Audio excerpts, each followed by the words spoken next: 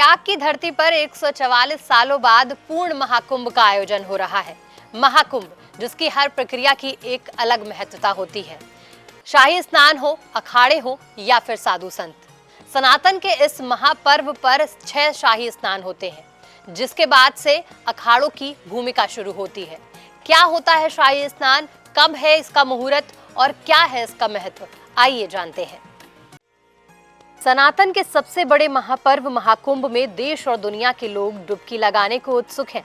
प्रयागराज में लगने वाले महाकुंभ का विशेष महत्व माना जाता है। कहते हैं कि यहाँ होने वाले शाही स्नान में अगर कोई डुबकी लगाता है तो उसे पुण्य की प्राप्ति होती है, उसे मोक्ष मिलता है और ये बेहद शुभकारी भी माना जाता है, क्योंकि प्रयागराज में गंगा, यमुना और सरस्वती तीनों नदियों का मेल होता है।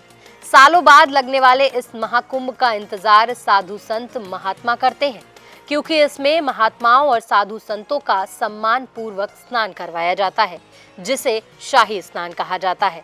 शाही स्नान कुंभ मेले की सबसे अहम परंपरा है, जो श्रद्धा और आस्था का प्रतीक है, जिसका उद्देश्य सिर्फ शारीरिक शुद्धता नहीं है, बल्कि आत्मिक शुद्धता भी प्राप्त करना है, जिसके लिए कई नियम होते हैं, जिसका श्रद्धालुओं को पालन करना पड़ता है, जो इस अनुभव को और भी खास और पवित्र बना देता है।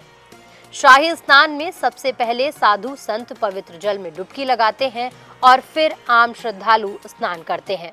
मान्यताओं की माने तो शाही स्नान के दौरान जल में ग्रहों और नक्षत्रों का प्रभाव के कारण अद्भुत शक्तियां समाहित हो जाती हैं, जो शरीर और आत्मा की शुद्धि के लिए बेहद लाभकारी होती हैं। इसलिए स्नान के वक्त किसी भी प्रकार के साबुन या शैम्पू का इस्तेमाल करना वर्जित होता है, क्योंकि ये पवित्र जल को अशुद्ध कर सकता है। स्नान के बाद श्रद्धालु गरीबों को दान देते हैं, जिसमें वस्त्र, अन्न और कई जरूरत की चीजें शामिल होती हैं। अब बात शाही स्नान के मुहूर्त की।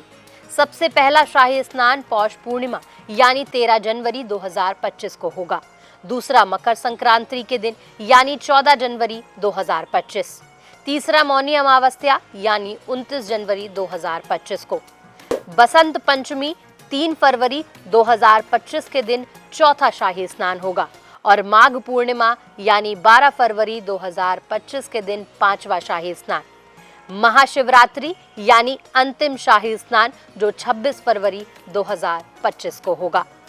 महज 10 दिनों बाद संगम के तट पर महासमागम होने जा रहा है, जहां संत सनातन का सबसे बड़ा रेला और आस्था का महामेला लगने जा रहा है। संगम नगरी प्रयागराज में लगने वाले इस महाकुंभ में आस्था के रंग देखने को मिलेंगे। फिलहाल दी हो हल्ला के कुंभ यात्रा में इतना ही। फिर मिलेंगे अगले कुछ और नए तथ्यों के साथ। तब तक मुझे यानी रागिनी को दीजिए इजाजत और देखते रहिए दी हो हल्ला।